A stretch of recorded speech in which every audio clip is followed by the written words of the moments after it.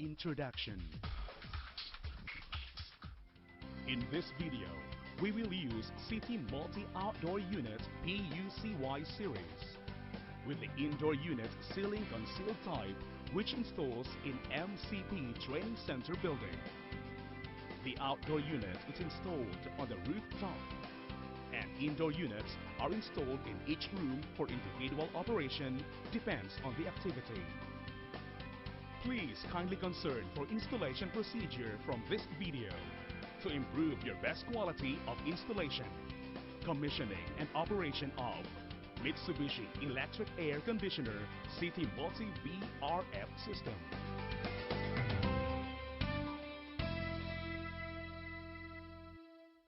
Tools and equipment. Before the installation of the air conditioner, we must wear these following equipment: safety shoes, safety glasses, racing glasses, sleeves, safety helmet, gloves. Safety belt must be worn to against injury from fall. Racing sleeve, cloth mask, ears plug. Installation equipment: R410A refrigerant cylinder, refrigerant charging meter, gauge manifold, charging hose, vacuum pump, vacuum gauge, flare tool, grazing unit, nitrogen cylinder, safety valve, pressure regulator, hexagonal wrenches, suspension ropes, torque wrench, level gauge, anti-vibration rubber, power cable, transmission cable must use shielding wire, remote control cable, multimeter, mega ohm meter, phase checker, MN converter. Installation of indoor unit. Now we are ready to begin the installation of indoor unit. Select the optimum direction of supply airflow according to the configuration of the room and the installation position. As the piping and wiring are located at the side surface, the maintenance access door should be prepared at the same location with a proper space. For efficient suspension work and safety, please provide a space as much as possible. Use the unit dimension, fixing points and pump bob to confirm that the unit body and hanging bolts are positioned in place. Prepare the hanging structure.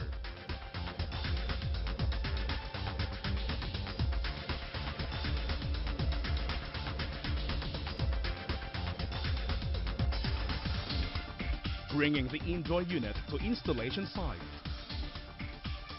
To hang the indoor unit uses a lifting machine or at least 2 persons to lift up the unit and pass through the hanging bolt.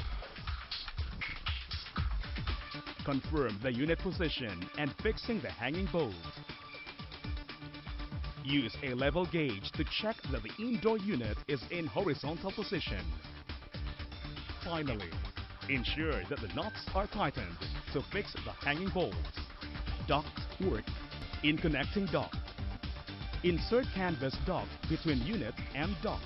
Provide full insulation to inlet duct flange and outlet duct to prevent condensation. Be sure to change the position of air filter to the position where it can be serviced. Installation of outdoor unit. After receive the outdoor unit, please check that the unit is being in normal condition and model name is corrected. In case of installs the outdoor unit at the high place, this is the outdoor unit lifting procedure. Use 2 suspension ropes with the capability of bearing the weight of outdoor unit. Each rope's length should be longer than 8 meters. Adjust the angle of roping at 40 degrees or less. In order to prevent the outdoor unit body comes in direct contact with ropes, please use the protective pads to protect the unit from being scratched. Stabilized as necessary, so then it not move to the side and support it at 4 points.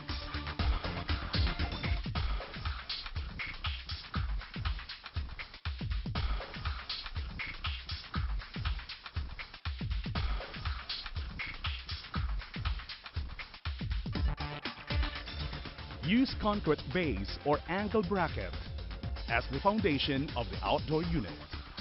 Vibration may transmit to the installation section. Therefore, please provide sufficient vibration proofing, like an anti-vibration pad between base and the unit. Ensure an anti-vibration pad enlarged enough to cover the entire width of each of the unit's leg. If the corners are not firmly seated, the unit's leg may bend and cause unit imbalance standing. Refrigerant piping work. Store the piping to be used during installation indoors, and keep both ends of the piping sealed until before bracing. Do not use the existing refrigerant piping. To avoid dewdrop, provide sufficient insulating work onto both liquid and gas pipe. The method of pipe connection for indoor unit is blare or braced connection. Brace with non-oxidation brace with nitrogen purge only. Do not use a commercially anti-oxidizing agent. It may cause pipe corrosion and degrading of the refrigerant oil. Indoor unit. Covering a wet cloth on the unit pipe insulator in order to prevent it from burning and shrinking by heat. Brace and remove the cap. Put the refrigerant pipe to the indoor unit and non-oxidation bracing with nitrogen purge. Cover the refrigerant piping with pipe insulator and ensure that there is no gap with indoor unit pipe insulator. Outdoor unit. Check that both of service valves are closed.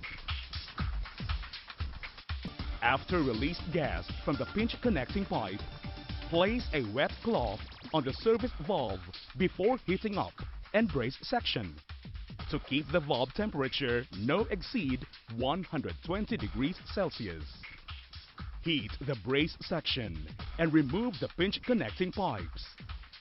Refrigerant pipe connection. This unit allows two types of pipe routing: bottom piping and front piping.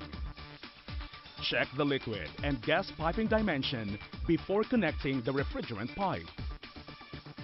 Make sure that refrigerant pipe is not touching other refrigerant pipes, unit panels, or base plates. Be sure to use non-oxidation with nitrogen purge when connecting the pipes. When connecting the twinning kit between the outdoor unit, the length of straight pipe must be 500 mm or longer. Otherwise, it may cause improper operation. The tilt angle of twinning kit must be within ±15 degrees with the horizontal plane. Finally, insulate the piping properly. Insufficient insulation will result in a decline in cooling or heating performance and water drops from the condensation forming. Drain piping work.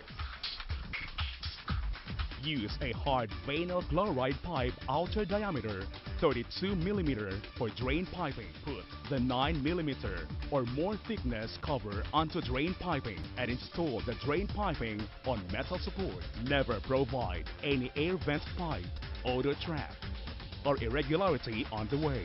Ensure that the drain pipe is downward with a pinch of more than 1/100 to the outdoor or discharge side. In case of collected pipe, ensure that it's 10 cm lower than the unit's body. Connect to indoor unit. Insert the accessory drain hose into the drain hole. The drain hose must be not bent more than 45 degrees to prevent the hose from breaking or clogging. Attach the hose with glue for the hard vinyl chloride pipe. Attach the field supply drain pipe and fix it with accessory bands.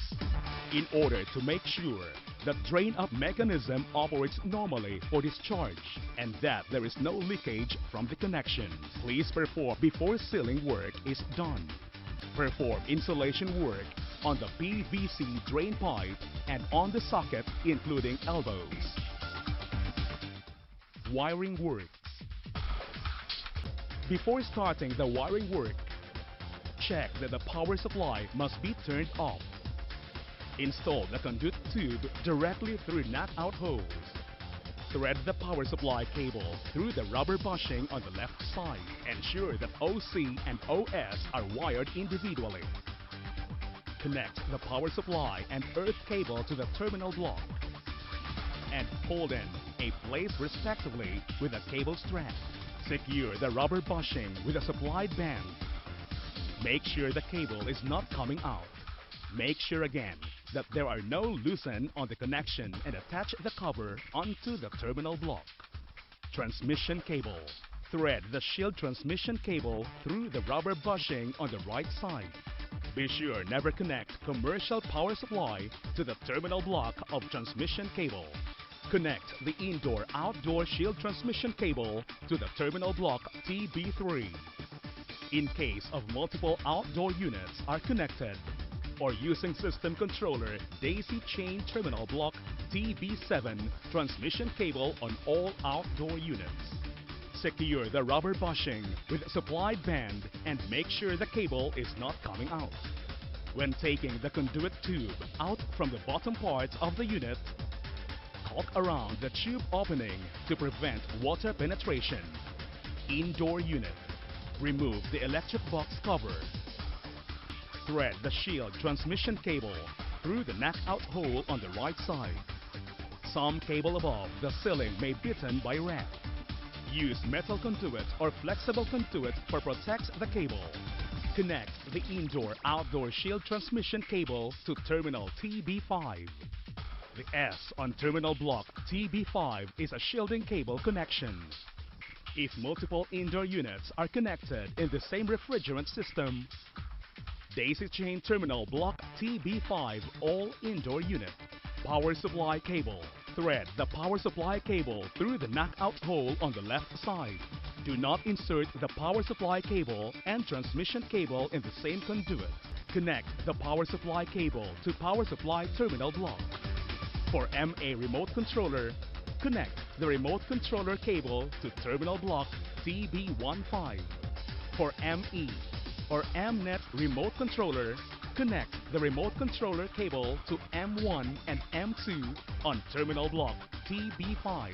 After wiring work is completed, ensure that there is no loosen all wire connections and attach the electrical box cover. Installation of MA remote controller. Select the installation site. Thread the cable through the groove from behind to front. Connect the remote controller cable to the terminal on the bottom case. Do not use solderless terminals to connect the cable to terminal block. Fix the bottom case and connect the connector to the top case to prevent malfunction and cable breakage. Do not hang the top controller casing by its cable. Install the front cover and top case on the bottom case. Check that the case is securely installed and not lifted. Installation of ME remote controller.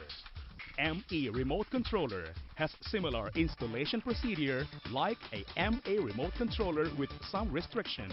ME controller should not be grouped with MA remote controller. An MNet address setting is required.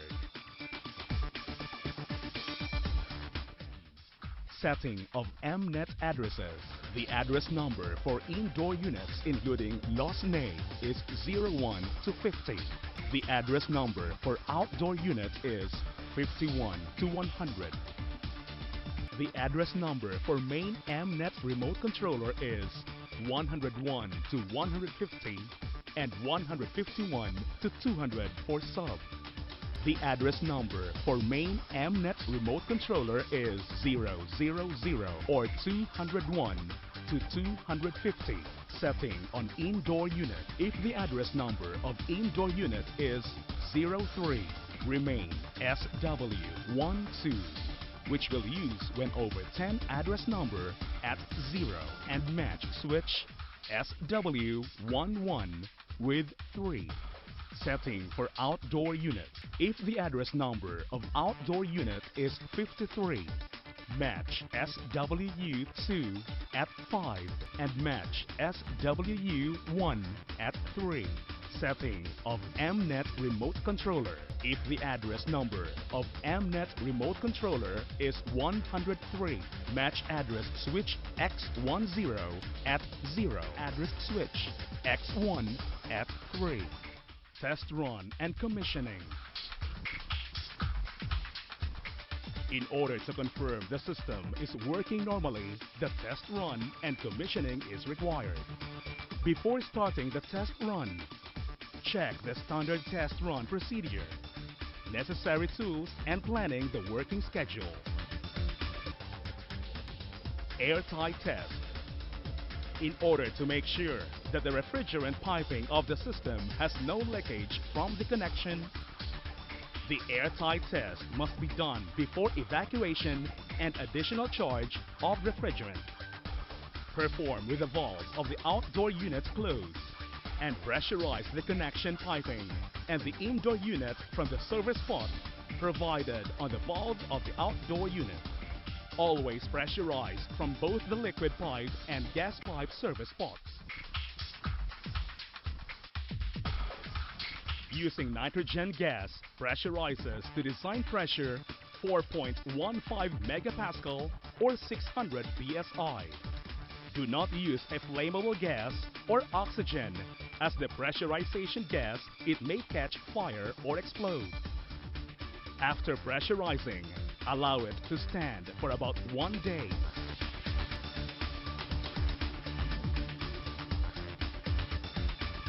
If the pressure does not drop, air tightness is good. Evacuation. The condensation pressure, which increases abnormally, caused from shorter evacuation time, resulting may degrade the compressor capacity or shorten life of compressor. Evacuate with a service pot provided on the valve of the outdoor unit using a vacuum pump. Always evacuate from both liquid and gas pipe. After the vacuum reaches 650 Pascal absolute or 5 Thor, and continue evacuation for at least 1 hour or more.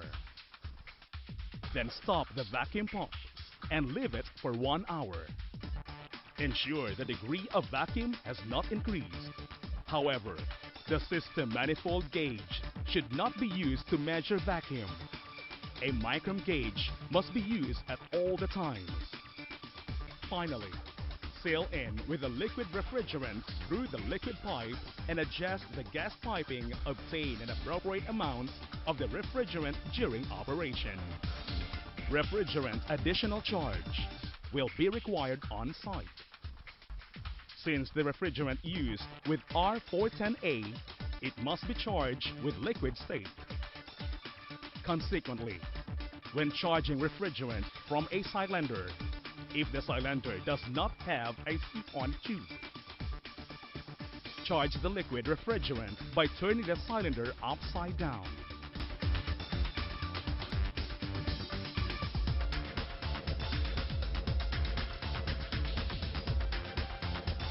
After charging finished, tighten the service pot and cap securely. Always keep a record of the size, length of refrigerant piping, and the amount of additional charge by writing it in the space provided on the outdoor unit. Test run and commissioning. Before starting the test run, these following items must be checked. Check for loose of cables and connectors. Measure the insulation resistance between the power supply terminal block and the ground with 500 volts measure, and make sure it reads at least 1.0 mega ohms. Do not apply mega voltage for the transmission block for transmission cable. It will damage the control board. Measure the insulation resistance of compressor by removing all power supply wire from the compressor terminal block. It reads at least 1.0 mega ohm. Check that the valve on the gas pipe and liquid pipe are fully open. Check the phase sequence and the voltage of the power supply. Turn on the main power supply at least 12 hours before test run. After the power supply turned on, Check the voltage of each system component. Indoor unit, power supply, M-net transmission terminal, remote controller terminal.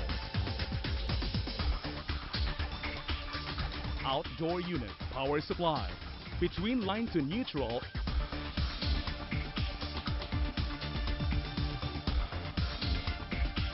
between line to line,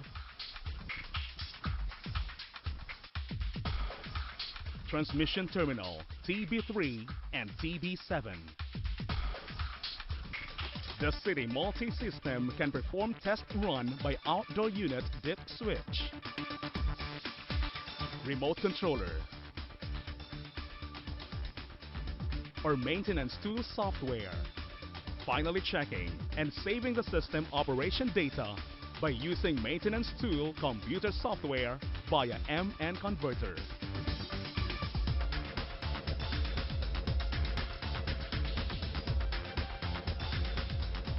We hope this installation instructional video will be useful to increase your knowledge, skill, and understanding the installation procedures of Mitsubishi Electric City Multi VRF Air Conditioning System. The Mitsubishi Electric Training Center would like to express our gratitude for taking the time with us, and we hope to see you again. Thank you.